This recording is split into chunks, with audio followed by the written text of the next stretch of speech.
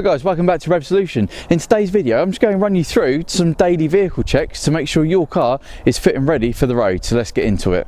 Now the first thing you're going to want to check is your tyres. Make sure they're in a good roadworthy condition. The easiest way to do it is just have a quick look at the actual outside edge of your tyre, make sure you've got no cuts, bulges or lumps in the tyre at all, and then just have a look at your tread. Make sure you've got a good tread. But this is just daily check, so you should have an idea of how much tread you've got. Minimum tread depth in the UK is 1.6 millimeters. So once you check your tyres, have a good look at them. Also check the wheels as well, make sure you've got no cracks in your alloy or your steel wheel, and just have a good look at the condition of your wheels.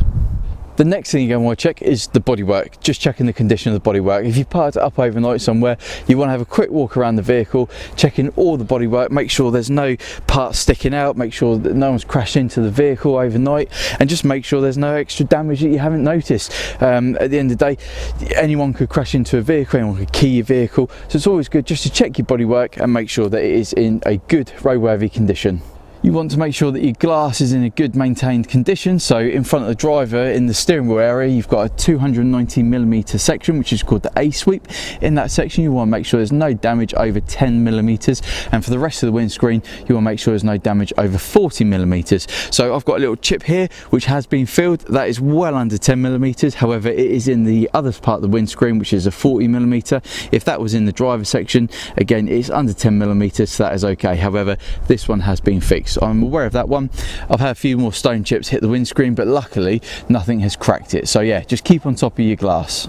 Another crucial part of the vehicle is your wind mirrors and your rear view mirror. You want to make sure that they are free from any sort of damage, and they give you good visibility going backwards. If you get into an accident from something that's overtaken or something behind and your wind mirrors aren't in good condition, that will definitely go against you. So check all your mirrors. And when it comes to the driver's one, the driver's mirror is obligatory, and you can get a prohibition notice on your vehicle if you do not have a driver's mirror. So make sure this one, out of all of them, is definitely in perfect working order. Next, you're going to want to make sure that all the lights are working on your vehicle. So if you're on your own, you can normally do this. With the BMW, I'm going to have to turn the ignition on to be able to activate all my lights correctly. So I'm going to fire this up. And I've got on daytime running lights, I'm going to turn them onto side lights. So just go check to make sure the side lights are all working. As you can see, side lights are absolutely fine on the Beamer.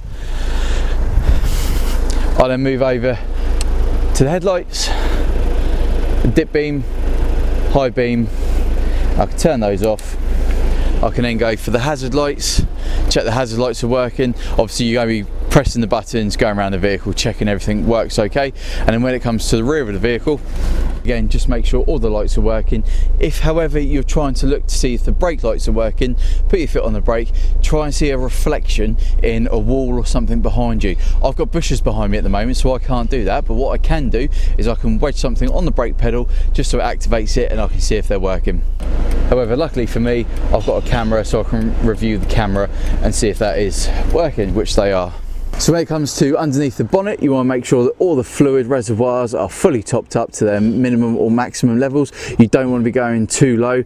So you've got power steering fluid, your engine oil, your washer jet fluid, and also the radiator. They're the main ones that are on the BMW that I need to be checking on a daily basis to make sure I've got no leaks. The oil for the engine oil is inside the car. You press a button and it comes on and tells you if the engine is okay. I personally hate that. I would rather have a dipstick, good old-fashioned dipstick. You cannot go wrong. I'm going to have to figure this one out because it's driving me insane.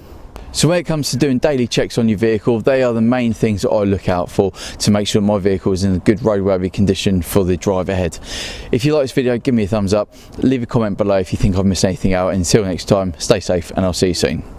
Guys, I just want to bring your attention quickly to the show plates I've had made up for the BMW Z4. These have been made from showplateworld.com. I've teamed up with them to produce these plates. Now I'm going to be running these on the Z4. As you can see at the front, I've placed one with some sticky pads.